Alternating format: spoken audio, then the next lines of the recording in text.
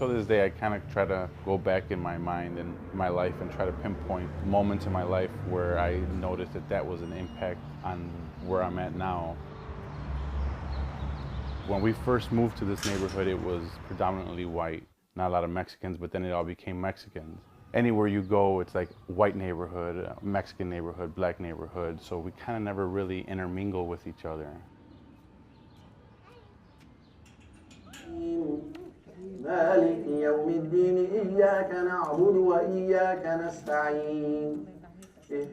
I am Mexican and Palestinian. We were raised with Palestinian culture pretty much my whole life. So a lot of the people that we talked to and associated with were Palestinian Muslim. Until just recently, I've been researching more and trying to get closer to the religion and learn more about the faith. The reaction I get among non-Muslims is they're surprised that I'm Latino and Muslim. The reality is that Islam is diverse and there's so many people converting to it, especially in the United States. I was born into a Catholic family. My parents were Catholic. We were raised Catholic.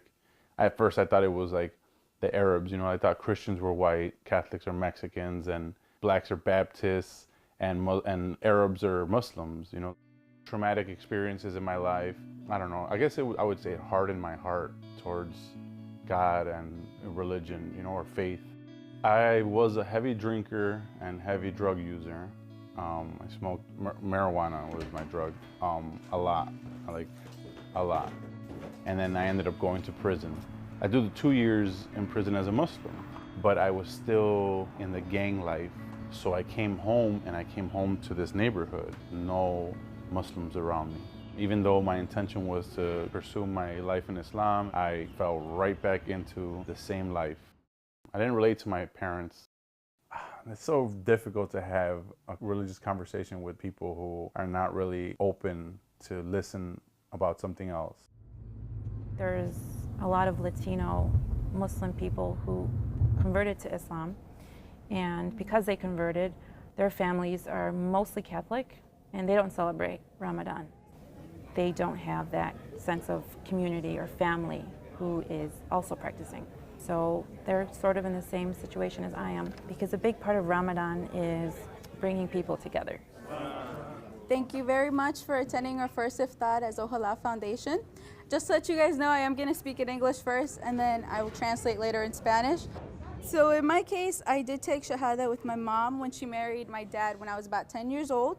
It was hard realizing that I would have to do this journey by myself because my family wasn't really practicing at the time and I didn't have any Muslim friends. I also did learn that if you don't have someone to look up to, then it's your responsibility to become that person for somebody else. Allahu Akbar, Allahu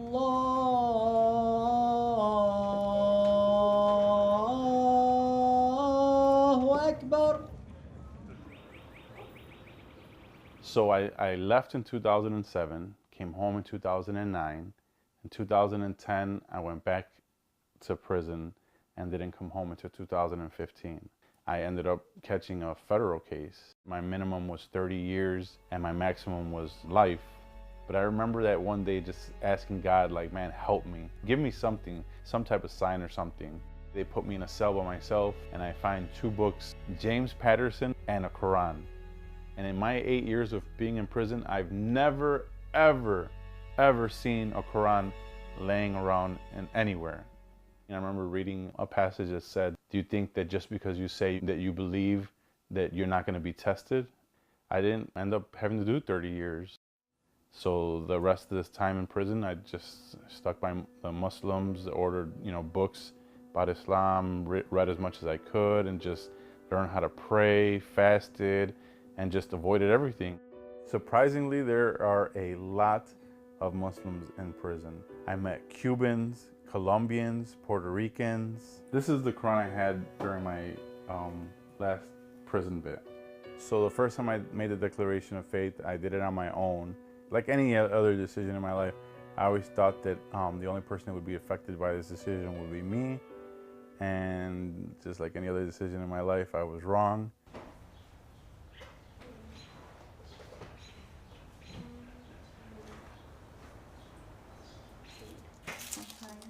Is your mom more comfortable with you wearing the hijab now? Yeah, she still calls me crazy girl. You know, my mom tried on the hijab just Just to try it? to try it. You know, she's a little bit more accepting now. You know, I had to explain how it was really meaningful to me. It took her like a couple months, and now Your mom is happy with it now? she's happy with it. Did you feel like you had to wear it like right after converting? I actually wanted to wear it since I converted. My mom and my dad, because they're very Catholic, and I was just so afraid of their reaction. I guess they haven't seen anybody wearing hijab in Mexico. I walk and I go like this and I turn back. The guy goes like, he looked at me like, and then they went back and looked at me like, what's going on? And actually, when I was crossing the border, my cousins were like, oh my God, they're gonna think you're a terrorist. They might not let us in. The sisters have, I think, the hardest job of representing Islam, like, because they can't hide. You know, the sisters that cover up, like, they can't go anywhere and not be Muslim.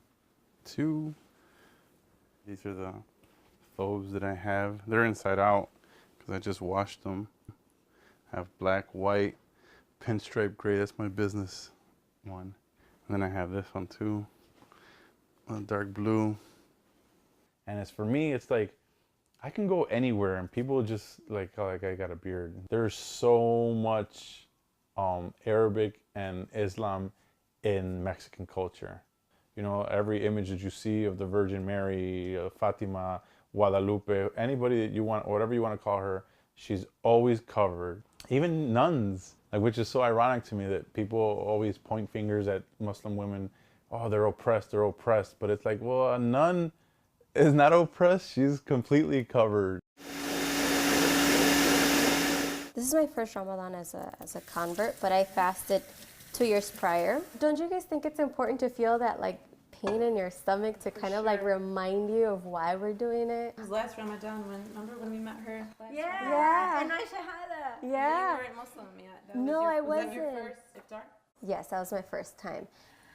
Did you tell anyone you were doing it, or you just? No, I didn't tell anybody. When I said it, I was just like, oh my God, I'm doing this.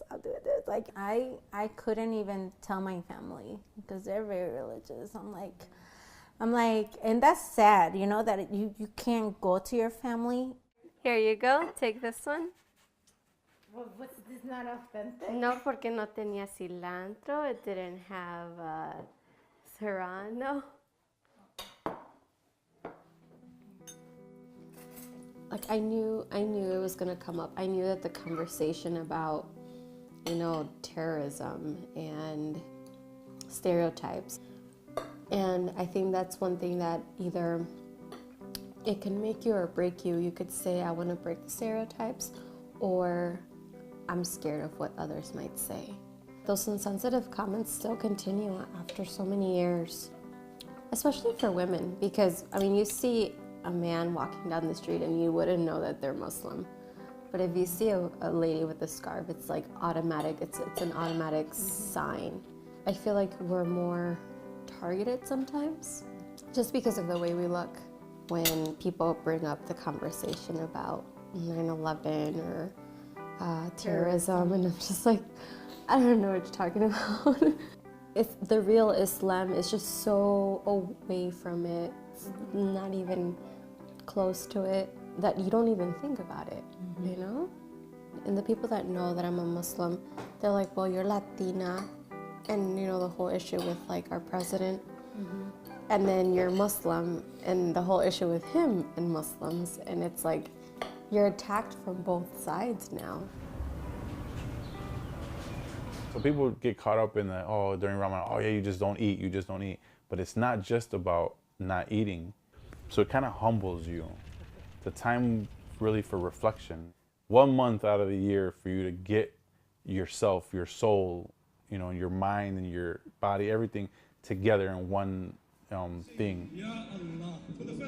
Prison is a bad place, but it was such a good place too. Like, there were so many people that didn't know anything about Islam, but knew that Muslims fasted during Ramadan. The first year I was out, they were having an event for the Eid, like for the end of Ramadan, And I went there. So I went and I started, I prayed the prayer, and at the end I started introducing myself to Muslims, and they were, in the beginning, because I look Arab, they were like really open, and accepting, like, hey, and having conversations with me. And then people's eyes started to wander, and they would say things to me like in Arabic, and I would be like, oh no, Mexique. And I remember that first time, it was like a horrible feeling, man. I felt so welcomed, and immediately everything turned around. And then they saw my tattoos, and then they were just like, oh, and then they get to talking in Arabic, and then it was like shunned. And I never felt so alone in a place where there was so many people. Horrible feeling. And I know I'm not the only person. There's other reverts that feel that way.